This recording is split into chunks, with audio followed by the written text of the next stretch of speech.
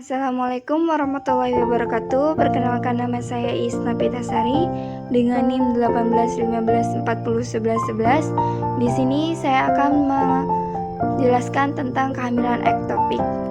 Baiklah, kali ini saya akan membahas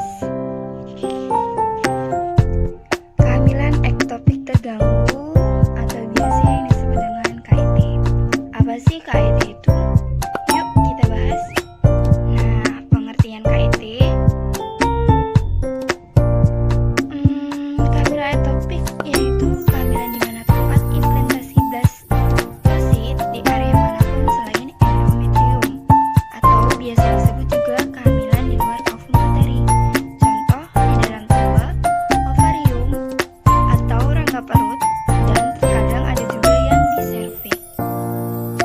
Setelah kita bahas pengertian, lanjut yuk. Kita masuk ke penyebab ya. Nah, penyebab pertama itu karena faktor hormon, di mana terjadi ketidakseimbangan hormon atau perkembangan yang tidak normal dari sel telur. Jadi, karena hormonnya tidak seimbang, maka sel telur pun tidak normal ya. Terus kita lanjut, ada faktor genetik.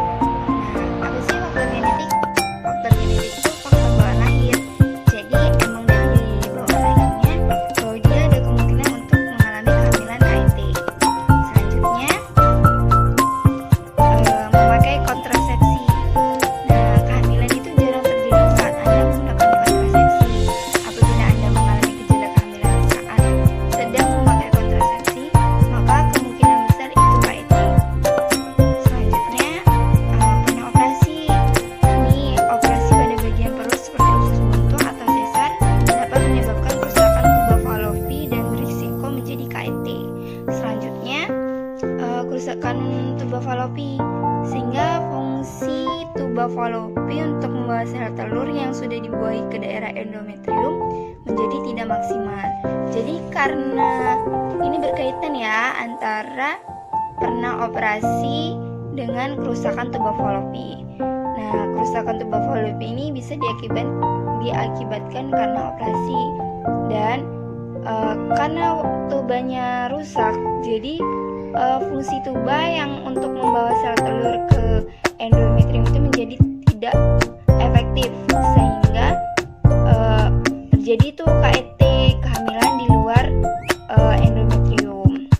Selanjutnya, penyebab selanjutnya yaitu ada infeksi atau peradangan, baik di bagian tuba falopi, rahim ataupun indung telur.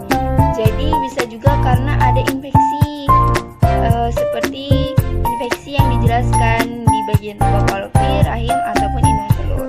Kemudian selanjutnya itu ada riwayat KIT. Jadi di saat Anda pernah ada riwayat KIT sebelumnya, maka ada kemungkinan di kehamilan berikutnya juga Anda mengalaminya. Setelah kita selesai membahas penyebab, kita lanjut yuk. Nah, di sini ada gejalanya teman.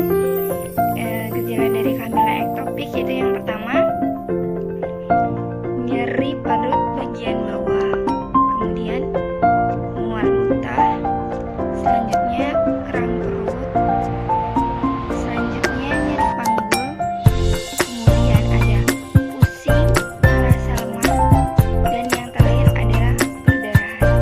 Nah, jadi kalau misalkan Anda atau teman sekalian sedang hamil dan mengalami gejala berikut, maka ada kemungkinan Anda mengalami kehamilan ektopik.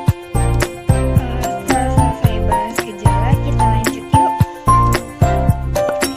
Kita masuk ke diagnosa ya. Nah, diagnosa yang pertama yaitu dengan tes kehamilan untuk memastikan kondisi kehamilan normal atau tidak. Selanjutnya kita masuk ke ultrasonografi atau biasa yang disebut dengan USG untuk melihat kondisi rahim dan tuba falopi sehingga dapat mendeteksi dini KIT atau kehamilan ektopik. Selanjutnya kita bisa lakukan tes darah ya.